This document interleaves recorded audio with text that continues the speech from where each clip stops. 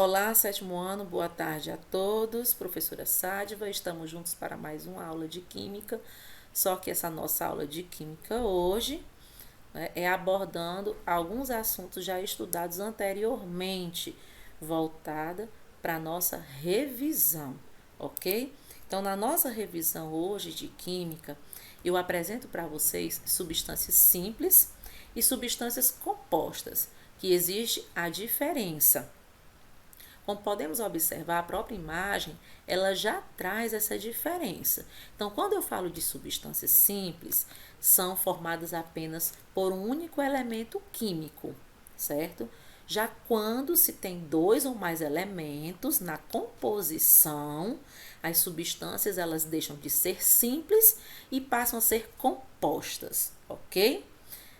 Reforçando, as substâncias simples é formada apenas por um tipo de elemento, certo? Sob a forma de íons iguais, né? O gás hidrogênio, o gás nitrogênio, o gás oxigênio, representam e são exemplos de substâncias simples. Substâncias compostas, nós temos aí constituída por mais de um tipo de elemento químico. Então, nós temos a água, nós temos o ácido clorídrico, nós temos o metano, a amônia, o cloreto de sódio, entre outras. São várias, né? E são formadas, reforçando, por mais de um elemento químico. Professor, mas o que são substâncias? Nós estudamos nas aulas anteriores que as substâncias, turmas, elas são formadas por um único tipo de componente. Pode ser átomos, moléculas ou aglomerados iônicos. E possuem propriedades constantes e definidas, ok? Então, a diferença entre elas é que a mistura, no caso aqui, homogênea, é uma solução que apresenta uma única fase, enquanto a mistura heterogênea é uma mistura que apresenta mais de uma fase. Reforçando para vocês, a mistura homogênea, certo? Que eu vou só falar, eu não coloquei aqui a imagem, mas eu vou deixar claro. Por exemplo, o ar, água salgada, são exemplos de mistura homogênea, por quê? Porque apresenta uma única fase, homo, certo? Então, no caso aí, a mistura heterogênea, né? Água e óleo, água e areia, gelo e água, água e ferro. Então, são misturas heterogêneas, por quê? Porque não se dissolve uma na outra, ok? Então, vou lançar aqui uma pergunta. Como as misturas heterogêneas, elas podem ser separadas? Então, eu posso separar as misturas heterogêneas utilizando um processo chamado filtração. Então, nesse processo, quando a mistura ela é despejada sobre o filtro, o sólido não dissolvido ele fica retido, preso, e a fase líquida ela passa livremente. Então, esse filtro contém uma superfície porosa que retém a parte sólida e deixa passar somente a parte líquida, ok? Agora, eu coloquei aqui, né, as mudanças do estado físico da água. Então, a passagem entre os três estados físicos, que se refere aqui a essa imagem, eu tenho sólido, eu tenho líquido e eu tenho gasoso, como mostra aqui a imagem. Então, levando em consideração o nome das mudanças de estado físico, eu tenho aqui a fusão, certo? Que é a passagem provocada por um aquecimento, né, do estado sólido para o estado líquido. O aquecimento provoca a elevação da temperatura da substância até ao seu ponto, no caso aí, certo? De fusão. E a temperatura não aumenta enquanto está acontecendo a fusão, ou seja, somente depois que toda a substância passar.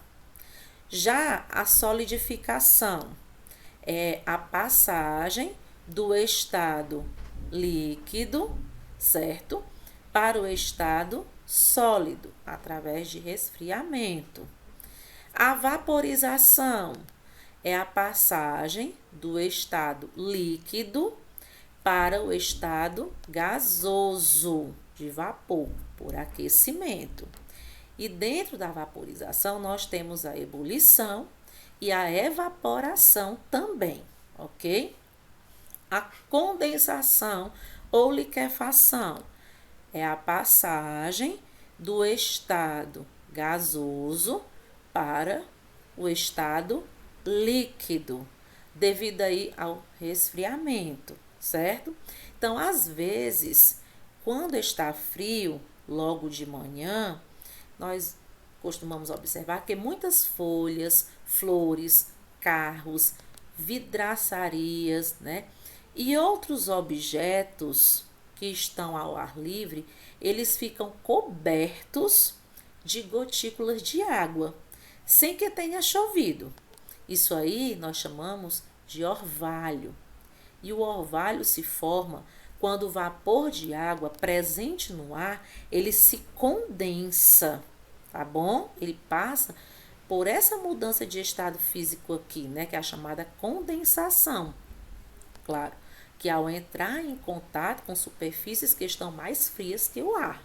Então, se a temperatura estiver muito baixa, a água pode congelar sobre as superfícies frias, formando uma camada de gelo. É a geada, que pode causar prejuízo aí às plantações, já que o frio ele pode destruir folhas e frutos, ok? Então, você já observou que certos produtos para perfumar o ambiente, que são instalados no banheiro, por exemplo, eles vão diminuindo de tamanho com o tempo? Já observaram? Então, isso acontece porque eles passam diretamente do estado sólido para o estado gasoso. Então, essa passagem do estado sólido para o gasoso e vice-versa é o que eu chamo de sublimação, ok? É a passagem direta de uma substância do estado sólido para o estado gasoso, no caso aí, ok? Por aquecimento. Ou do estado gasoso para o estado sólido, né? Que é a ressublimação. Um exemplo, naftalina, né? Que é aquela bolinha que muitas pessoas costumam colocar dentro do guarda-roupa, principalmente no período do inverno, ok? Pronto. Levando em consideração aqui, turma, o átomo, certo? Nós estudamos nas aulas anteriores sobre o átomo e hoje eu vou reforçar para vocês. Então, o átomo, né, é a menor partícula, né, capaz de identificar um elemento químico e participar de uma reação química. Então, o estudo do átomo, ele se iniciou na Grécia Antiga, né, com o filósofo Leucipo e seu discípulo Demócrito. Então, para eles, para esses dois homens, o átomo, no caso aí, ele era o menor componente de toda a matéria existente, sendo impossível dividi-lo em partes bem menores. Só que no desenrolar de toda a história, diversos cientistas e estudiosos da área da química tentaram definir o átomo quanto à sua forma, dando origem a diversas teorias sobre sua constituição física. Então surgiram assim os modelos atômicos, ok? Apresentando para vocês que esse átomo aqui é o átomo estudado nos dias atuais, não é? Que tem esse formato aqui de sistema planetário, onde nós encontramos no centro o núcleo.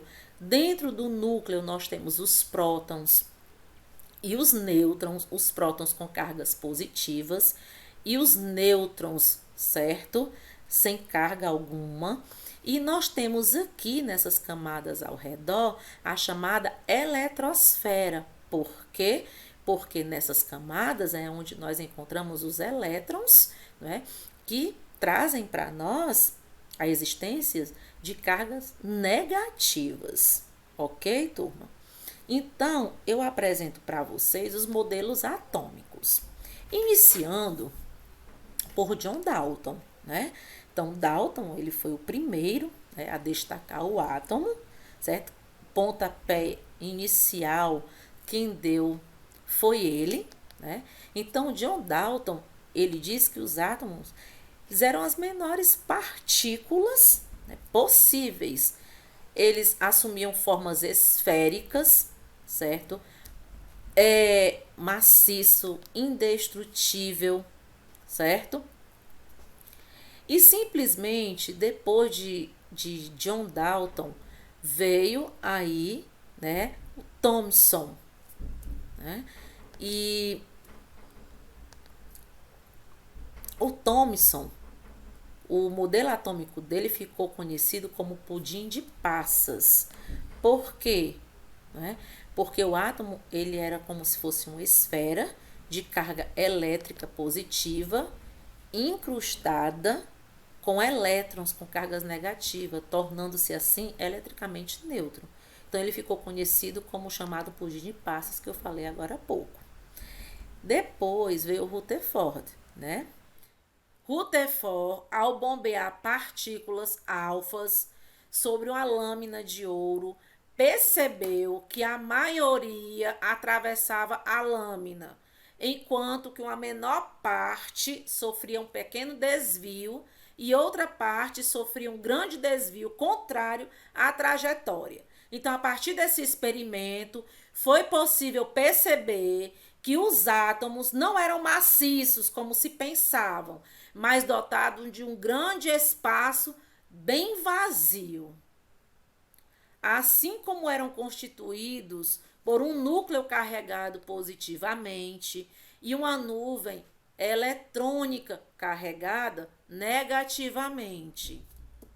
Essa nuvem traz consigo elétrons que giravam em órbitas elípticas ao redor do núcleo, assim como os planetas giram ao redor do Sol.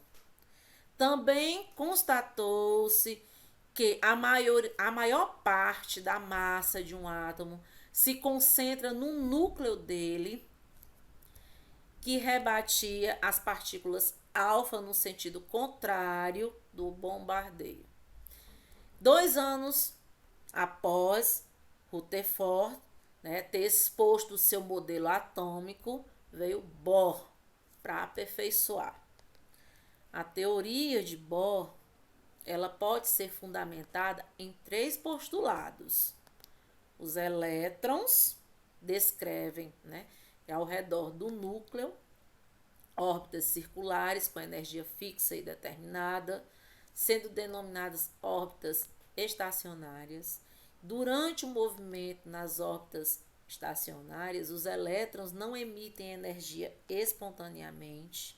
Quando um elétron recebe energia suficiente do meio externo, realiza um salto quântico, migra entre 2 orbitais e, como tende a voltar ao orbital inicial, a energia recebida é emitida na mesma quantidade para o meio, sendo essa energia recebida e emitida a diferença energética entre os 2 orbitais no caso, né? Então, Bohr, ele foi discípulo de Rutherford. Ele deu continuidade ao estudo do átomo. Então, turma, bons estudos e boa prova. E um grandioso abraço meu da professora Sádiva.